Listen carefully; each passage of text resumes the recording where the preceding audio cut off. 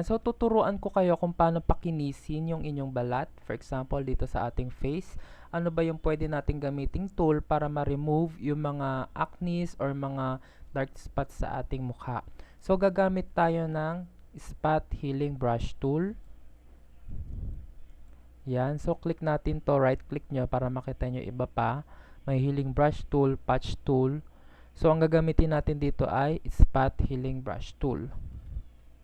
Then, iset ninyo yung size ng inyong brush. Yan. Pwede rin namang left bracket. Click nyo yung left bracket. Left bracket or right bracket. Okay. Then, left click nyo lang sa may part na may dark spots or may acne. Okay. Zoom natin. Control++. Para makita nyo din. Bracket, right bracket, left bracket. Yan. So, mamaya makikita nyo yung pinagkaiba niya sa original image tsaka sa edited. Yan. So, bibilisan ko ng aking pag-e-edit. Ipa-fast forward ko na lang to kasi medyo boring.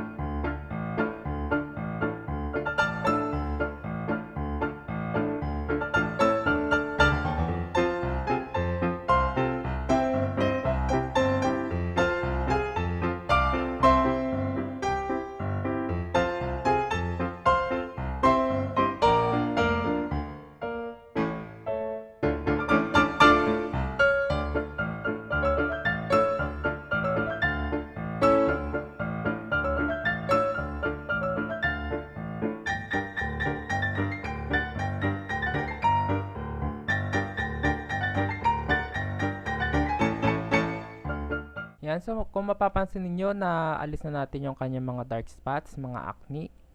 Ayan, so yun yung use ng ating spot healing brush tool. So paano naman tong healing brush tool?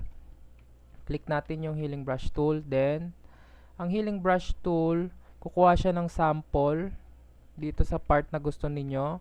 For example, dito sa makinis na part. Then, i-hold nyo yung Alt, mag-iiba yung hugis ng cursor nyo. Then, left mouse.